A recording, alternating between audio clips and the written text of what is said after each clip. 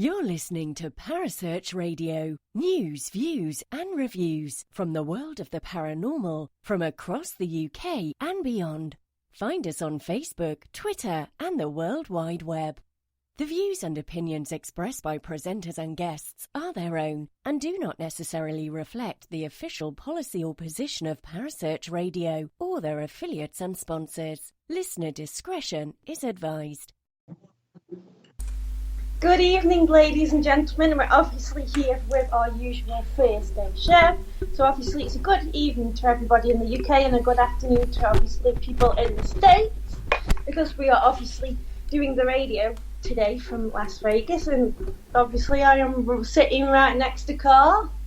And obviously, because Sam likes to use the word obviously. We're live from the Luxor. It's 1 o'clock in the afternoon.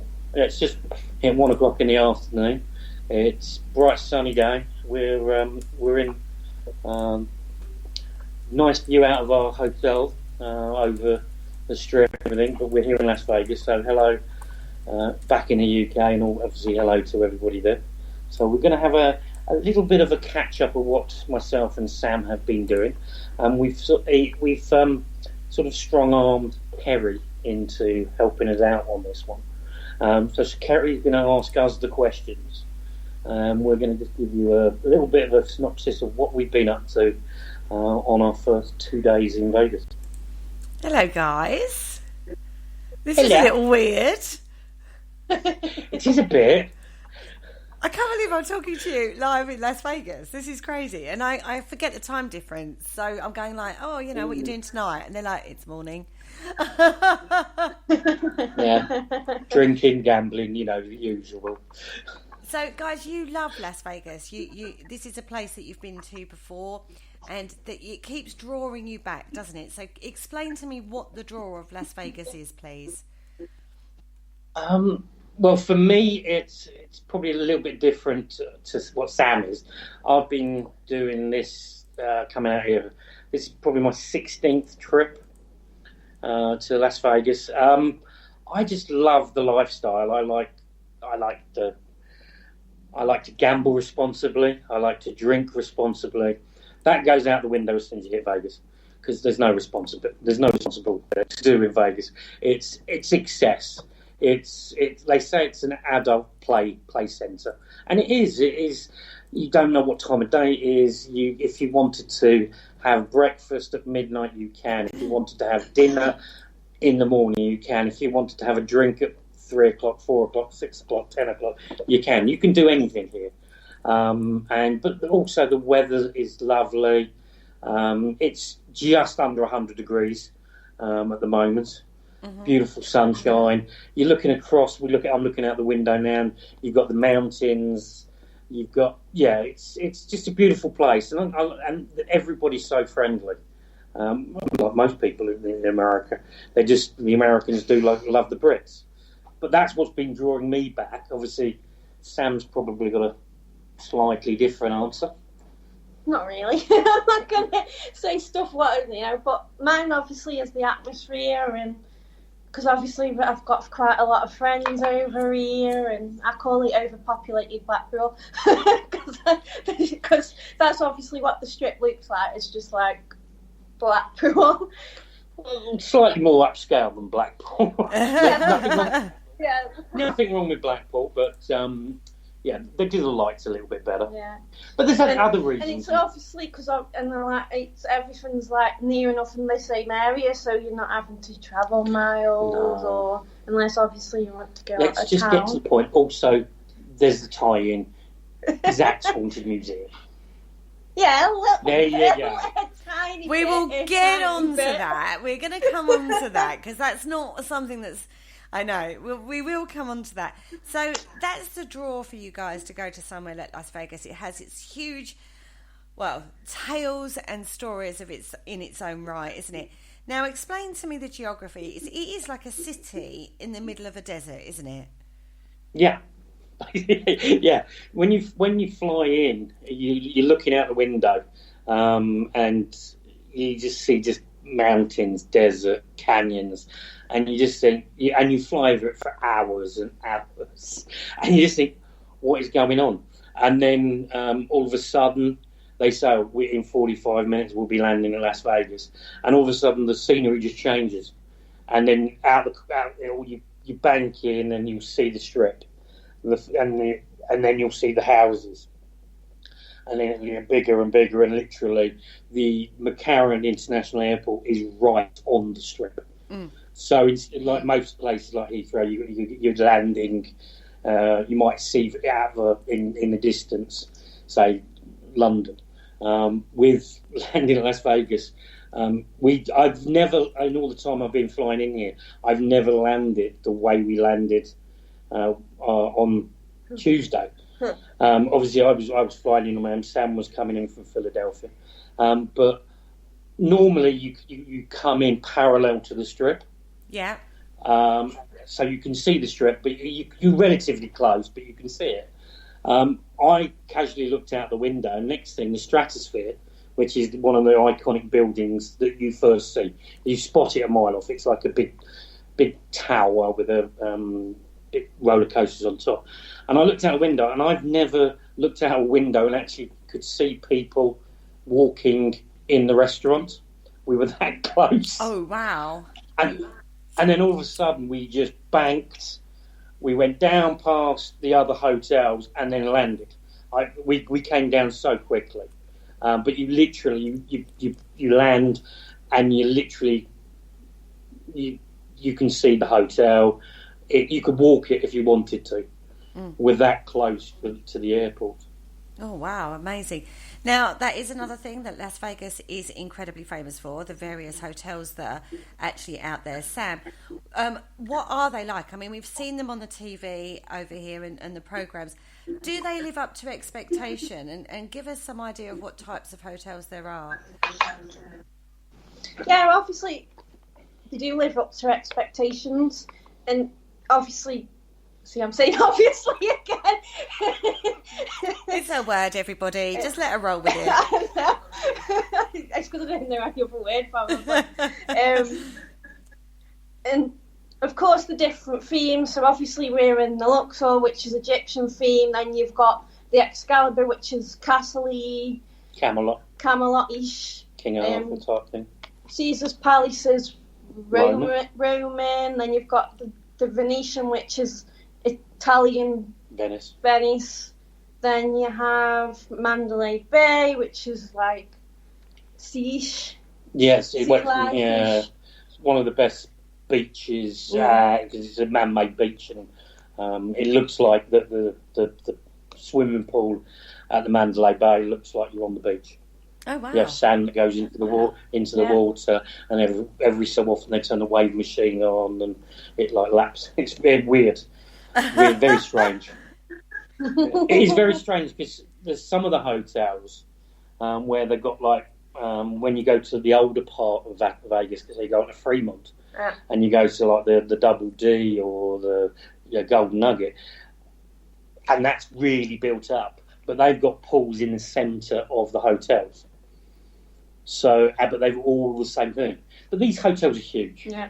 Like, for instance, if you stayed at the MGM, it could take you up to an hour to walk from one side of it to the other. Wow. And you think, 6,500 rooms at the MGM? Luxor's got 4,500. And no matter what time of day, whatever time of day, there's always people checking in.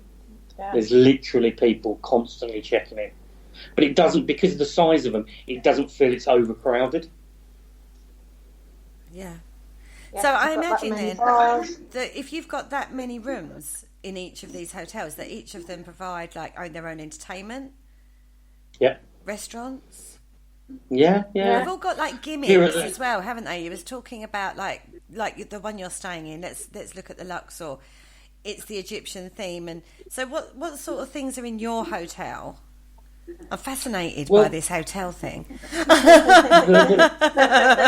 the Luxor, I think they started building in 1984, and at that time it was going to be the largest hotel in Vegas before they started making the super-sized casinos. And it was basically Egyptian, because it's a pyramid. Yeah. With a massive big light on top that you can see from space when they turn it on. And it was originally Egyptian themed. They sort of basically, with casinos in Vegas, they go through stages where they're themed and stuff like this. Then they started to back off on the theme and go for more of the service, the hotel rooms, instead of having been checked in by somebody dressed as Tutankhamun. You've now got service, electronic machines and private check-ins. But you've still got a pyramid. It is the most iconic symbols of Vegas, because who wouldn't want to stay in a pyramid?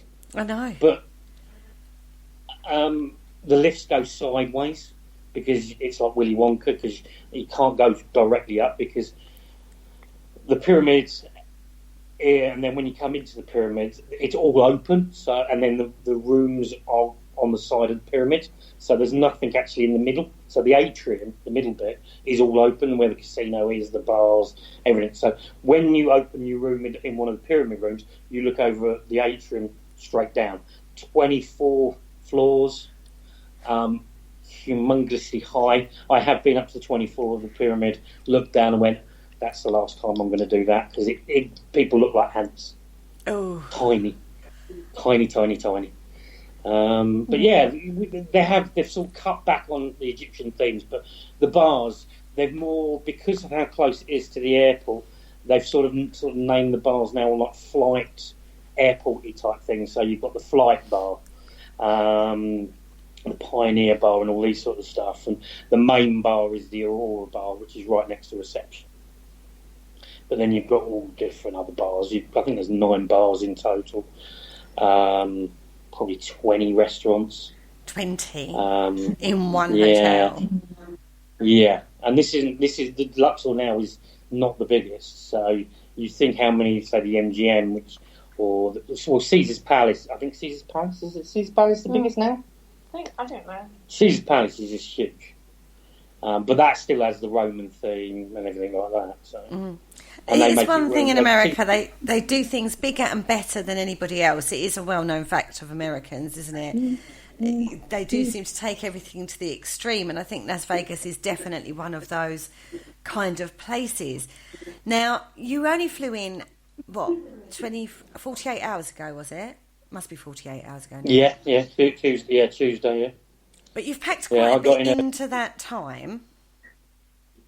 Normally I like to take it quite steady, get over the jet lag and ease myself in. For some reason we decided not to do that this year. No, you've got an itinerary, haven't you?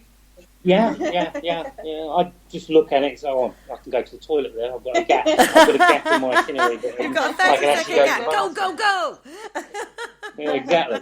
But no, we checked in. Sam was flying from Manchester. Delayed. So she was flying via Philly, and her connecting flight from Philly down to Las Vegas was delayed an hour and a half, so she got in late. So she didn't get in until like 8 o'clock. I'd been there since 3:15. We met up with some friends who live in Vegas, so they were keeping me company, and then they went and picked Sam up, and it's Give them a shout out, an these awful lot. friends. Two of our great friends that we've known for a little while, Cece and Jonathan. They've been on the show before. Paranormal Adventures. Paranormal Voyages. Oh, I got it wrong. I'll get slapped. Jonathan's listening. Sorry, Jonathan. So they sort of looked after us, and then so obviously the first day we sort of just stayed ourselves at the Luxor. Jet lag was kicking in, because by the time I went to bed, I'd been up roughly for about 27 hours. Wow. So my body was like sleep. But then your jet lag kicks in, and then you're waking up at, say, 3 o'clock in the morning, and your body's thinking it's 3 o'clock in the afternoon, 4 o'clock in the afternoon. So you're awake the first night. Anybody that doesn't get up early on their first day that flies in from the UK, they must have taken sleeping tablets. They must have done something, because I'm used to flying, and I get killed every day. So yeah, and then we got picked up. We were down in the bar having coffee. We had a little bit of a gamble. I was a little bit of a gamble, and then we went on a paranormal road trip. You did. Before we get to the road trip, I just want to give a shout out to the chat room, because you've got a lot of people listening to you in the chat room. Now, there are some questions. I'm going to bang off some of the ones that we're not going to come to, because we are going to come to some of the questions that you've got in there.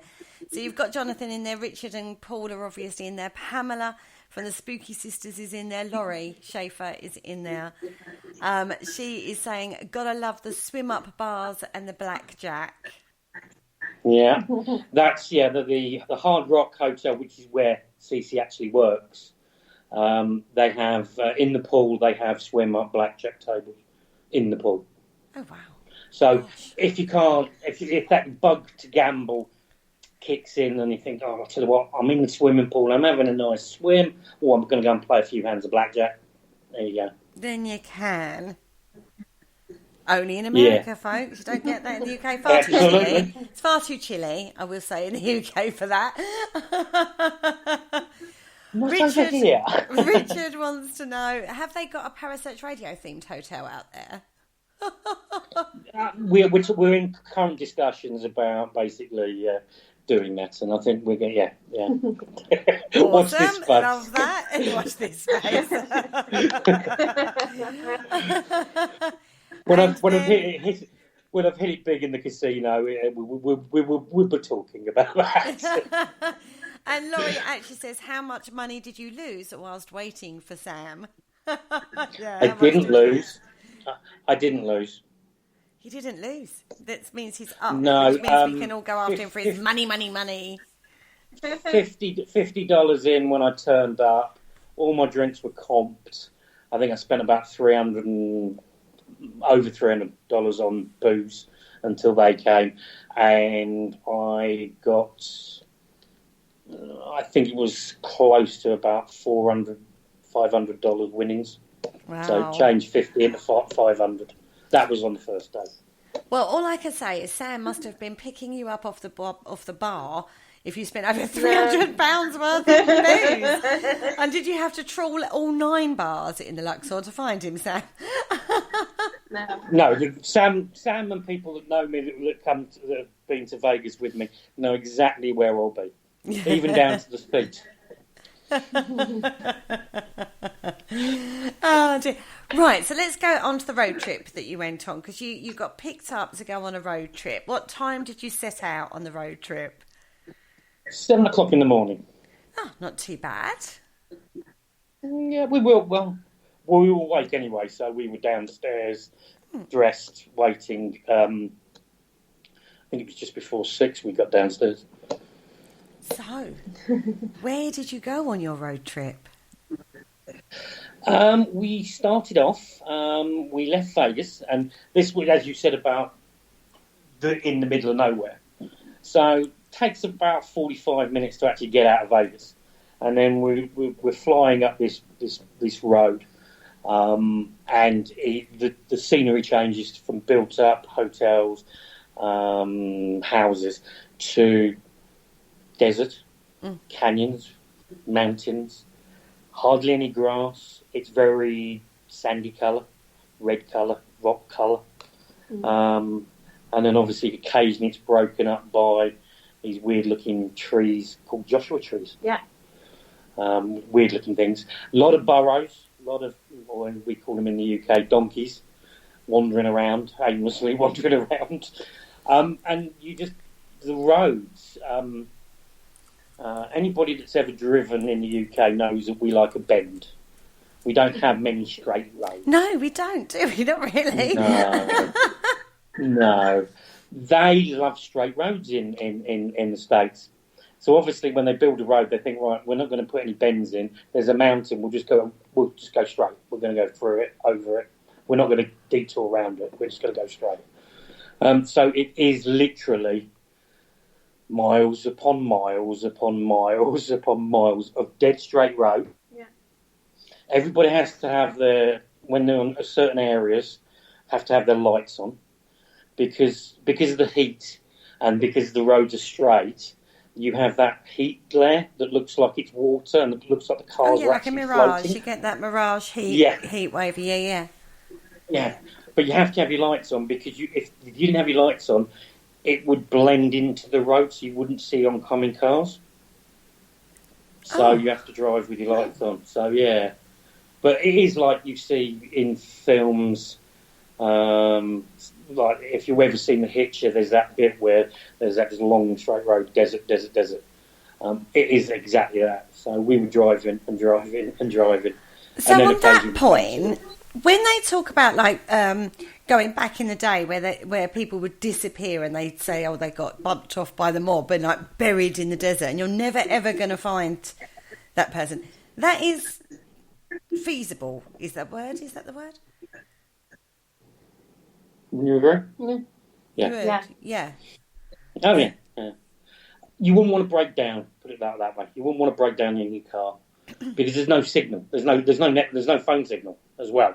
You get sporadic phone signal. Even the locals, they get sporadic phone signal.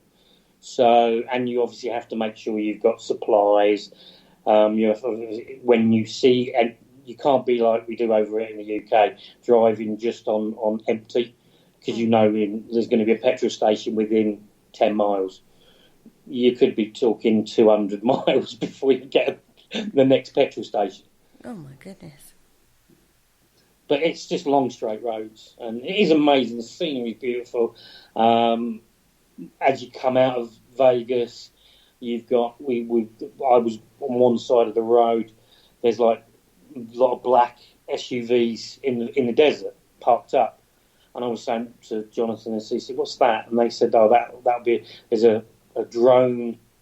This is where the Americans fly drones, and we're talking big drones. We're talking these things." Bang, gone, bang, while somebody plays on an Xbox and flies it. A massive place, huge.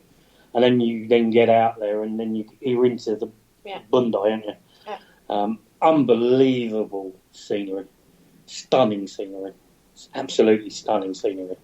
And then we did a couple of stops, petrol stops, snacks, drinks.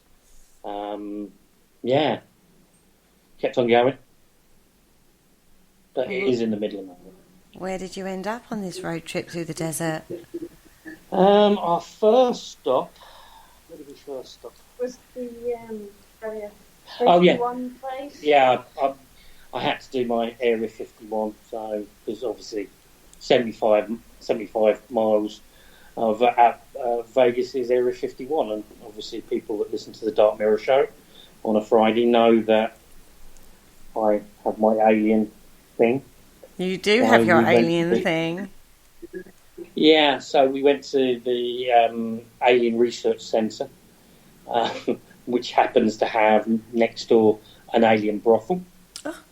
Read whatever you want into that. There are, as you drive on these roads, all of a sudden there'll be a shack or a little group of houses, and it's a brothel. Because obviously it is legal. Brothels are legal in Nevada. But yeah, the Alien Research Centre. So we had a little tour around that and bought some bits and bobs, drinks, hats, jerky, alien jerky, and all this sort of stuff. And then we carried on a little bit and got pointed. That's where basically Groom Lake Road was. That's that way, and everything like that. So you didn't bump into any aliens? No, but we have now got our alien driving licenses. Oh, fantastic! Alien driving license. So I think because you get asked for ID, and I think it's great because I haven't been asked for ID in the UK in 30 years. But you get asked for ID. So we now have, both myself and Sam have alien ID. Alien ID. Give me an idea of what your alien driving license ID says. Yeah, well, my date of birth was the 3rd of the 13th, 1805. Old alien. Okay. Yeah, and my name is Alien. And my address is 148 Secret Galaxy Way, Hidden Galaxy, Mercury. My sex is male. I'm 3'3". I'm 33 pounds. I don't have any hair, and my eyes are alert. They're alert. And Sam's, what does Sam's say? My name's obviously Ali Ion. I'm male, not female, guys, male. I'm an outer space doctor somewhere in space. Anyway, my height is 3'5". I weigh 32 pounds. I'm bald, and I've got glazed eyes. Glazed eyes, everybody. Old Sam over there, bless her. Carly's alert. Sam, not quite so much. Yeah, I'm alert. My job is I'm a spy. You're a spy? Yeah. Well, that figures. And I'm licensed to fly any alien aircraft or vehicle, apart from low flying planes. I'm not allowed to fly them. Oh, that's so lost, really, because you get the most super duper ones and you can go into the stratosphere and stuff, so you're fine. You don't need the low flyers. Who needs them?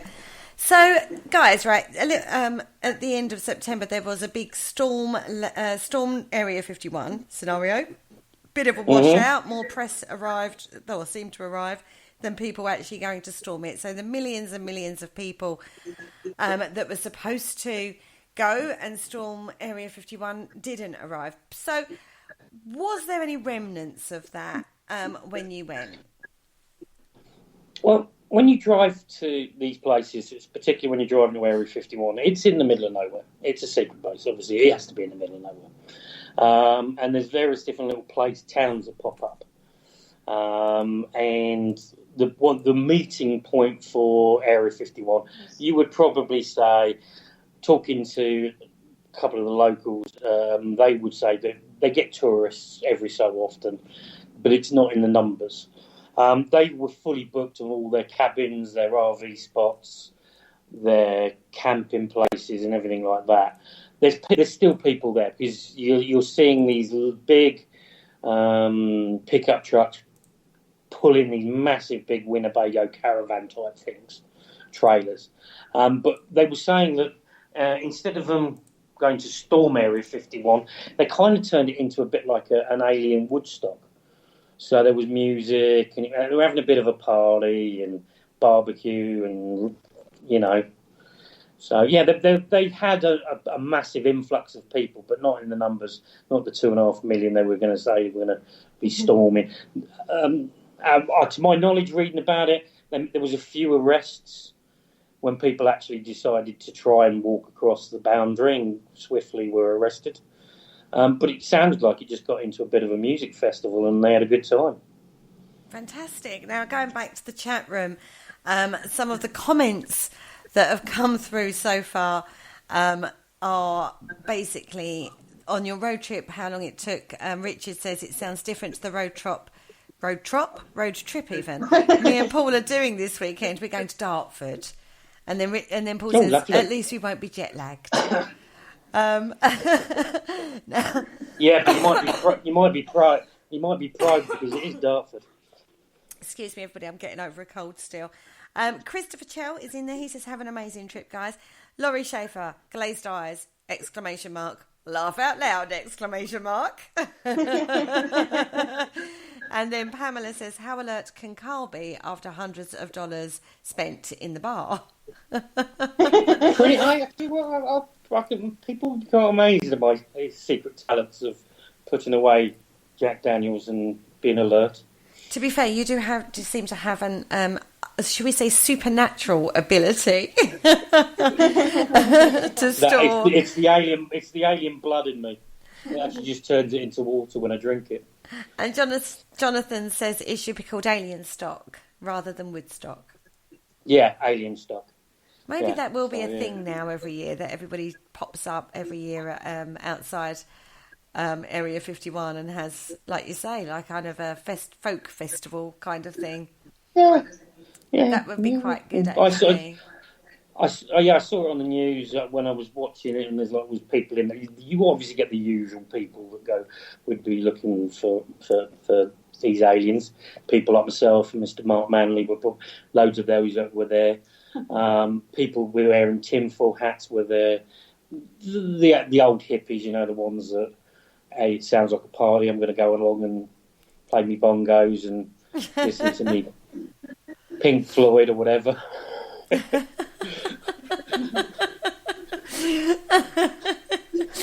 Right. So you did your Area 51. Where did you go on from there? It was BT one. It was BT was the next. BT was our next stop. Yeah. And there, obviously, we stopped off for snacks because they had what was the sweet place called now? Eddie something or other. Eddie something or other. Some freaky looking baby. Kid on the wall. Real freaky looking baby type thing. Fast Eddies. I don't know. I'm sure Jonathan if in the chat room, he'll tell us where it was. It had like a nice little fountainish. Yeah, very nice. Petrol thing. You went over gas station, obviously. Subway, Yeah, we stopped there and had something to eat there.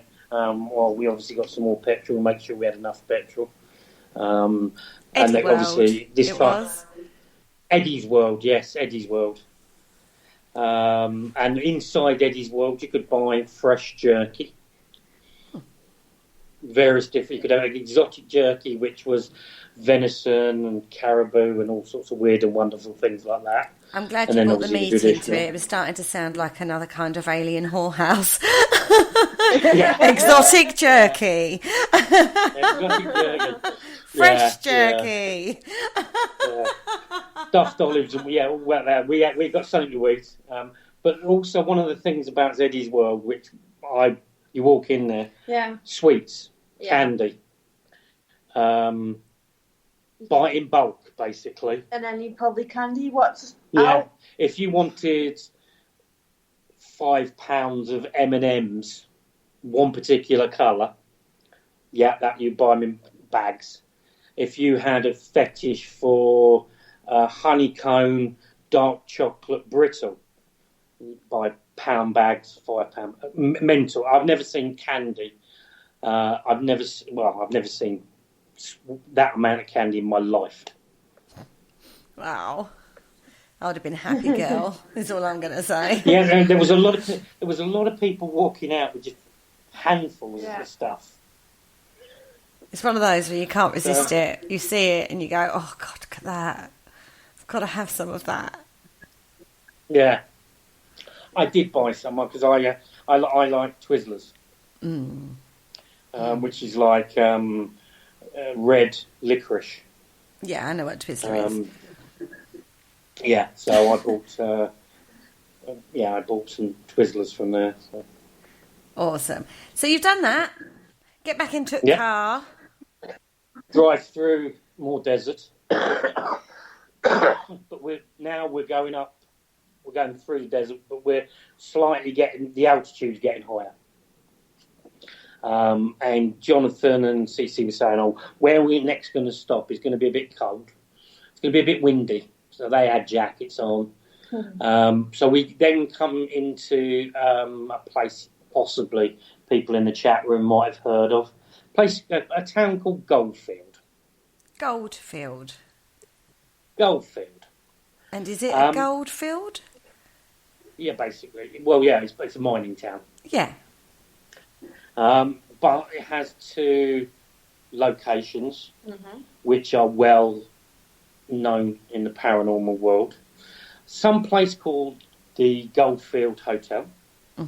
So anybody that's into Ghost Adventurers is where they filmed the original documentary that made them famous. And there's another place called the Goldfield High School as well. But I was expecting something like, I don't know what, I wasn't expecting the town to be what it was. You were expecting like West Wales. Yeah, I was like buildings. This place was like a proper mining town. Shacks. Yeah. Yeah. And then 2 massive big brick buildings, the famous Goldfield Hotel and then the Goldfield High School. So we stopped at the high school first, and they had one of the most cutest prisons next door. They have it's a really old prison, really but old prison, but it's still in use. Jail or courthouse. Yeah, really the cutest prison I've ever seen. And the fire station with. Is it little then? Yeah. Well, the Goldfield. The jail. Well, it looks like a castle from the front. It's all grey stone, and it's got like battlements on the top, and then you go around the side, and it's tiny. It's not massive, but it's still being used to this day as a prison. So we parked directly opposite that, and directly opposite that on the side road is Goldfield High School. And you can see Goldfield Hotel and Goldfield High School as you're driving in. Because of all the other buildings are single-storey buildings, like shacks and like single.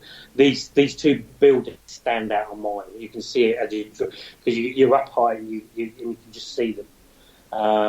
But yeah, we had a little wander around the outside. Tried to have a tour at the hotel. Yeah, we started off at the high school. We had a wander around. Amazing place. It looks like what a haunted building should look like. It was like sort of a mixture of the Addams Family home and Hogwarts. You name it. It looked at it, and it's like what year? 18 something or other. I'm sure people in the chat room will be screaming, "Get your historian facts before you say things." But yeah, 18 something or other. So we had a tour around that. They're currently raising money to basically restore it to its original glory. There are ghost hunts and ghost tours available there, but they have to be booked up in advance. After we'd taken the usual photos and wandered around and stood there in awe of this building, because it's a building you've seen on TV. It's a building that's been investigated by the shows. We took a little walk, and only recently the town's actually had the roads paved, because before that it was dirt roads. Oh, so it is a real cowboy town kind of scenario. Oh yeah. And then you walk across, literally around the corner, and then you've got the Goldfield Hotel. But we found something because you hear this radio station, don't you, in the street, and we're like, oh yeah, it's people in this building, but it's not. It's like a really old recorded station, and they've got it playing through the town. Yeah, you know when you see on westerns where they've got those wooden bars out the front of buildings to tie your horses. Yeah. They've still got those. Oh, I use them. They're perfect because they're just the right height. If you want to have a sit down and have a lean, do the cowboy lean. Yeah. I was doing that and looking at the buildings. So, and then the Goldfield. Obviously, the Goldfield has been made famous in the paranormal field. Amazing place. Obviously, it's owned by a guy called Red, who's on the mend at the moment he broke his hip recently. But they're currently doing it up. There's a big sign saying, looking for licensed contractors, etc., etc.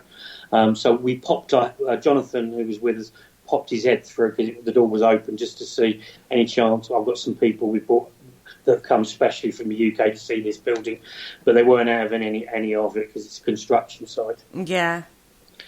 But, what a building. And you can just feel it. You walk up to the entrance and it just feels like you're walking back in time.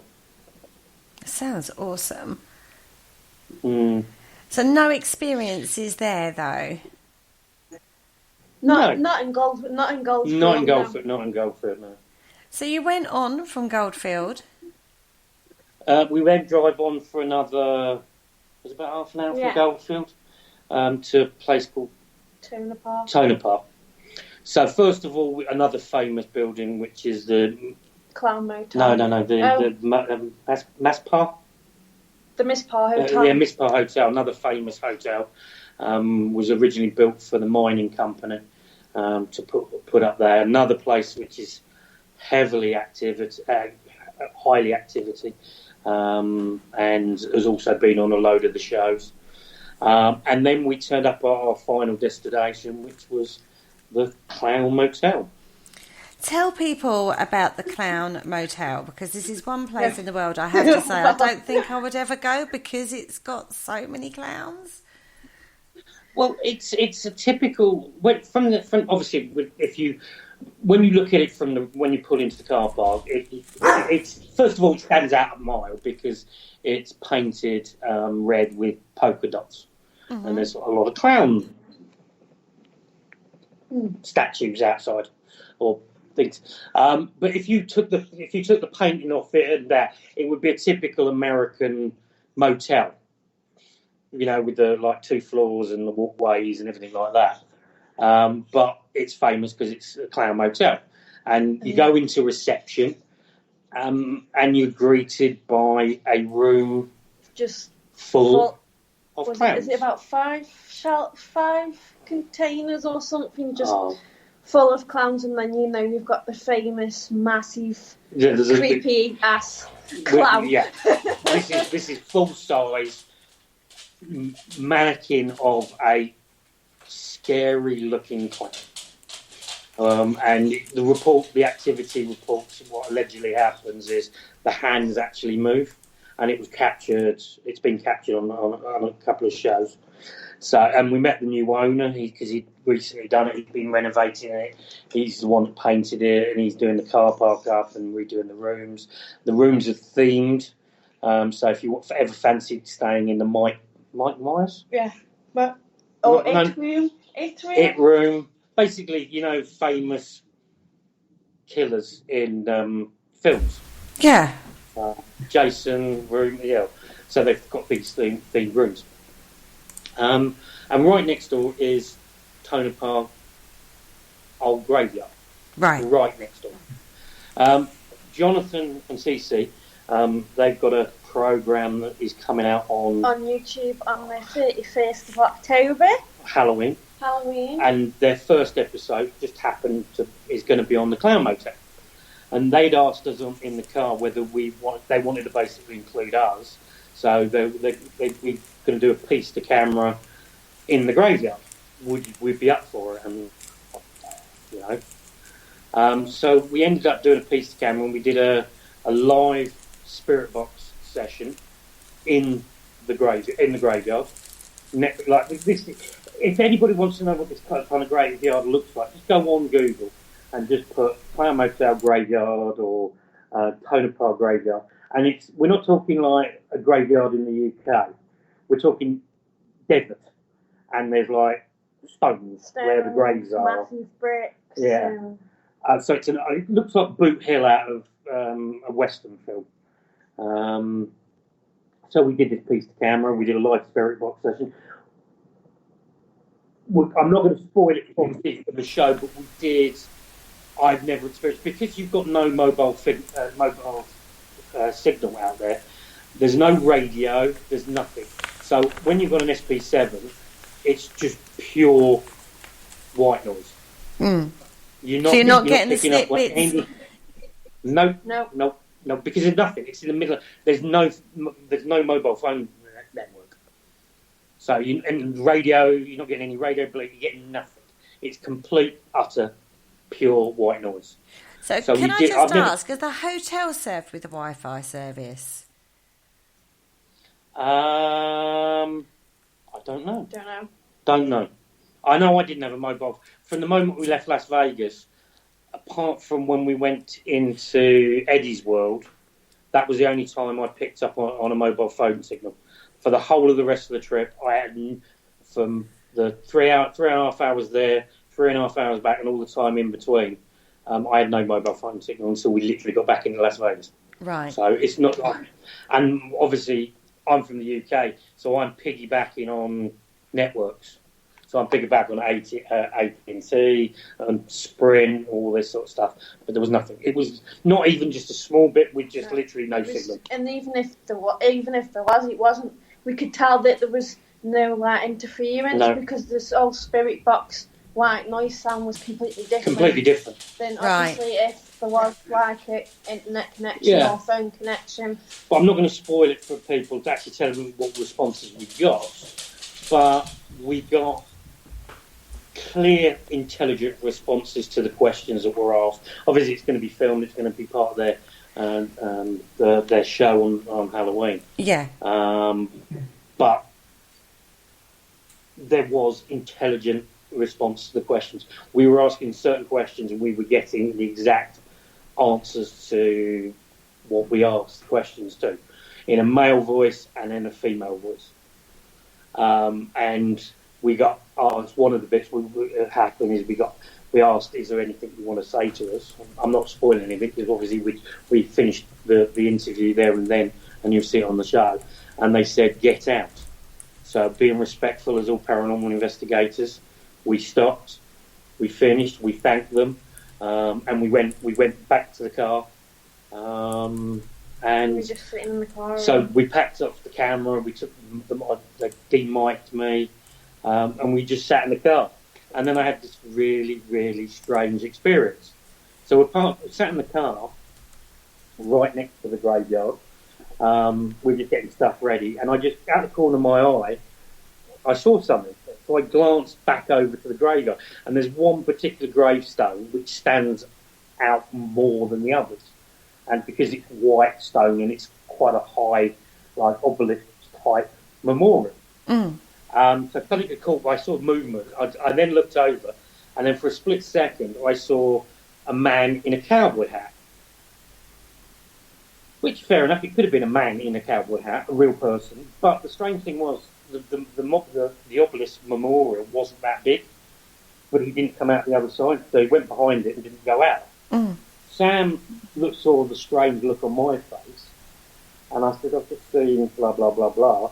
So I then got out the car because I wanted to make sure that what I saw was what I saw. So I literally got out the car, I stood up, I could see the whole of the graveyard, expecting to see either somebody leaning down, looking at the grave, or somebody, a physical human being alive, in a cowboy hat. There was nobody in the graveyard after we left. Full-bodied apparition in the graveyard next to the Clown Motel. As I said to when I asked, it wasn't a full apparition because I could only see the top half because the way it was, because of the way it was, because the way it walked by, because it was slightly down and up, so I could only see the top half. He probably might have had legs. I couldn't see those. I just saw a cowboy, a guy in a cowboy hat, profile walking, going behind the monument and not coming out the other side. So like I said, I got out of the car, looked, and there was nobody. You could see the whole graveyard as soon as you stood up from car level to standing outside and up. There was nobody, and there's no way anybody could, because where that monument is in the centre. There's no way you could have even ran. You would have you'd have seen it because it's desert. You could see for miles. Yeah. What are you laughing at? No. Something's obviously being said in the chat room because you were laughing. No. No. Sorry. No, I do apologise, everybody. One of my kids has just come home and disrupted the house. That you must have heard the dog barking and then walking around on the wooden flooring that I've got. So I do apologise for the slight disruption from my end there. He decides to come home in the middle of a show. Great. So that is quite strange, isn't it? You've got, wow, cool experience, Carl, from Laurie. And Pamela is saying, sounds amazing around the graveyard. Between the two locations, would you, if you was investigating it yourselves, would you focus on the graveyard more or the motel? I'd say graveyard. But you and Cece heard a growl when we were in the reception. we were sat in the reception, surrounded by freaky ass clowns, dolls, and this huge big doll thing. And there's little armchairs, and then Cece was next to the armchair that had the clown. Sam was in the other one, and I was talking to Cece, and we both stopped at the same time because we heard a growl. And it was like, and I looked at her, and I went, "Did you hear that?" And she went, "I thought that was you." And I went, "No, it ain't me." She thought you farted. No, she thought some bodily function had happened, but no, it wasn't. And it was a low, deep growl right between us. I don't know, because obviously they were filming a film. Yeah, for Hulu. Yeah. Was it Hulu? Yeah, they were filming a film at the Clown Motel, so they were de-rigging the sets of the film, so we couldn't actually go into the alleged haunted rooms. So we only stayed in the reception, and then obviously we went into the graveyard. Okay. But out of the two, I'd say the graveyard. I would probably, because of the experiences I had and the intelligent responses we had on the spirit box and what I saw with the cowboy bloke, I would love to do that. But I've never really done an investigation in 90-degree heat and during the day at like 12 o'clock in the afternoon. But I would say, though, it just goes to show that you can have those experiences in the daytime. You don't have to do it at night. When can this episode be seen again? I know you said Halloween. Is it actually on the 31st it gets released? Yeah. Yeah, it's called Paranormal Voyages. So if you look up Paranormal Voyages on Facebook or YouTube, guys, you'll be able to. Jonathan, who's in the chat room, who is who is the producer and part of the team, well, is the team. Can you just post the link? Because I know you've got the link to hand, Jonathan. If you could post the link in the chat room for everybody in the UK and everybody else listening, so he'll post the link of when to watch it. But yeah. So we've broken Sam's cherry of appearing in a show. I may look a bit weird though because the sun was in my eyes, so apologies now. She's worried that she was squinting too badly. Yeah. It was very, very bright, very, very hot. Jonathan and Cece, they thought it was cold because obviously they're used to it. Yeah. So they're in jackets and a t-shirt, jacket and coats, and I'm there in a shirt. Just a shirt and obviously jeans and stuff. Yeah, there wasn't anything cold. I said to them, when they come over to the UK, you'll experience cold. Yeah, you'll need a hat, gloves, scarves, thermals. Thanks, John. Yeah, Jonathan's just posted the link for the show in the chat room. Awesome, Jonathan. Thank you so much. And I'm sure we will share the link when it becomes released of the episode that the guys were in so you can catch it. So, my lovelies. There's another thing. Ah, okay. On Tuesday, the 1st of October, the day we flew in, I don't know, people might have seen it on Facebook. There's a bit of a new program got aired on the Travel Channel at 10 o'clock called World's Scariest Places. Yeah. And you might have also, if anybody, it was premiered in States on the Travel Channel Tuesday night. Hasn't made it over to the UK, but you can get it. Most terrifying places. Yeah, most terrifying. Most terrifying, not most scary. I'll get shot for that. And there was a few familiar faces you would have seen on that. So you would have seen Laurie. You would have seen my presenter friend and our friend, Jolene. And you'd have seen my ugly mug as well. Yes, and we're getting good feedback on that from the chat room. Again, apologies, my dog is running around getting very excited and barking and running around, and I don't know why. So, what is next? That pretty much sums up, gosh, The first 2 48 days. hours, 2 days, yeah. You've been there, feet haven't touched the ground. And you're going on today. So today is a fresh start, early in the morning for you guys in Las Vegas. What's on the itinerary for today, Sam? Well, obviously, when we finish the show, we're going to chill for a few hours, freshen up a little bit, eat, and then obviously, shall I say, I have to obviously check out Zach Bacon's Haunted Museum again. So obviously, you have been there before to Zach Baggins. This year he's doing something quite special there. He's gearing up for what, is he? Tomorrow is his new circus. He's doing, because some every year Halloween time we do an outside event. So this year obviously it's called Circus of Souls. So I think they're doing a murdery clownish. It's going to be another. It's going to be another day of scary ass clowns. For me. Okay, so it's a bit of a theme going on here. Scary ass clowns running around all over the place. Yeah. But I'm also facing my fears. You are? After my first experience at the Haunted Museum last year, where out of 40 rooms I only made it round 7 before causing the incident and leaving. So I'm going to be facing my fears again. So I'm not 100% sure how I'm going to feel, but I'll probably report on that next time or whenever we next talk, when we next do a show. So Sam's keeping me busy for another day. Okay, so how are you feeling? Because a lot of times we spoke about your experience at the museum. You were like, I'm never going back. I'm not doing it. That's how much it affected you at the time.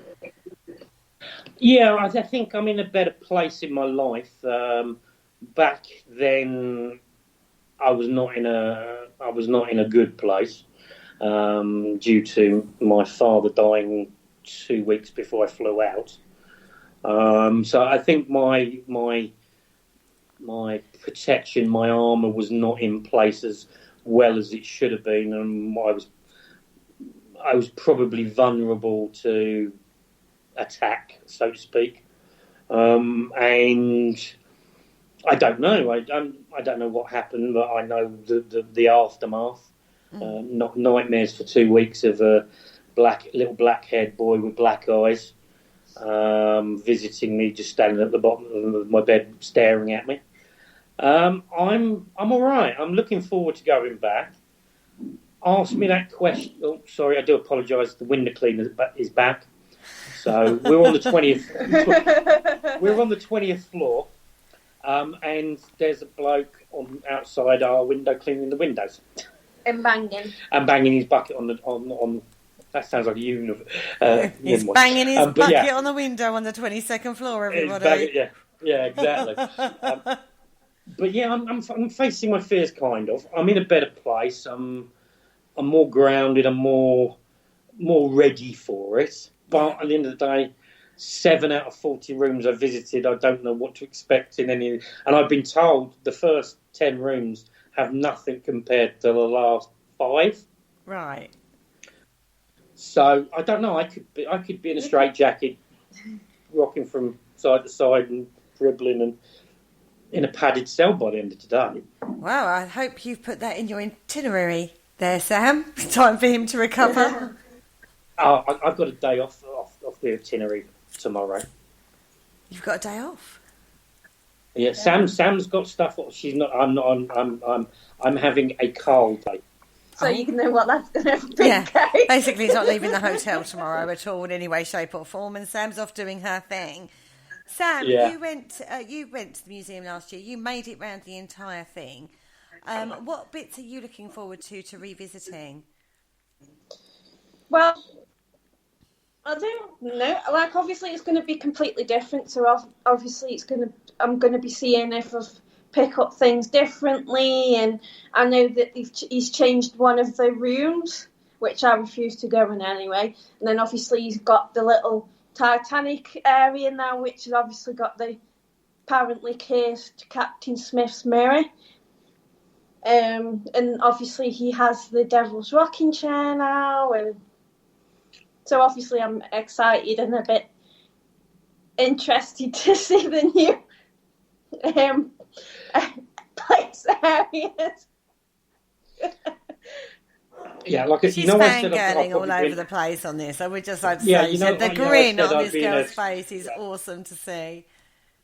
Yeah, I know. I said I'd be in a straitjacket, rocking in a padded cell. There's a good possibility that might not be spirit induced. It could be going to the museum with 7 other fangirls. Fangirls is a small understatement. I would like to say. Yeah. So, it could go 3 different ways. I could, yeah.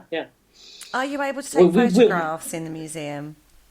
No. No. The only area you're allowed to take is obviously the outside and just the lobby area, which you pick your ticket up from. That's the only place that they allow videos and pictures. You want to do that? Do you know who I am? I don't think that'll work. No. I don't think that'll work in Zach's museum. Might be worth try. Yeah, who are you? I'm Carl Hutchinson from Parasearch Radio, don't you know? Yeah. I don't think that's going to have any weight behind it whatsoever. Well, you never know. One day we might be able to pull that card. You never know. Yeah, absolutely. That might one day open some doors. Okay, so if you have a Carl-free day tomorrow where you can do exactly what you want, will you join me at 9 p.m. on the Friday show just for a quick 10 minutes out of your busy schedule of gambling and drinking, just to give me a lowdown on what happened? Hang on. Who said anything about gambling and drinking? Well, actually, Laurie did. Yeah. She knows you well. I could be going to one of the cultural scenes in Las Vegas, going look at art. No, I'm going to be drinking and gambling. So yeah. I was going to say, are you lying to, darling, yourself? Yeah. What I might do exactly. Because the Wi-Fi signal and the booster I've got, which we're testing out at the moment. Obviously, we're testing out a setup that we're going to be using for Sage Paracon at the moment. So if we can do it from Vegas, Coventry's going to be it. It's going to be a piece of cake. It's going to be easy. Yeah, but I will. Yeah, message me, and then I can probably Skype from the bar. Obviously, I'll have to move away from the casino, but Skype me, and I will join you on the Dark Mirror show for a bit. For a bit, yeah, just to let us know how it went at the Zach Baggins Museum for you, because we cannot really not, after the experiences you had last year. If you missed what happened last year, I will share the link in the morning for the show we did on the aftermath of Las Vegas to give you the entire lowdown on the experience Carl had, and it was quite extreme. So I will share that as a flashback show tomorrow in the morning. But Carl will be joining us on the Dark Mirror show tomorrow evening just to give us a lowdown on how it went for him.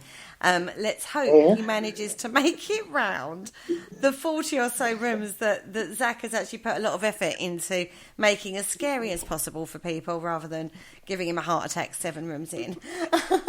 Yeah.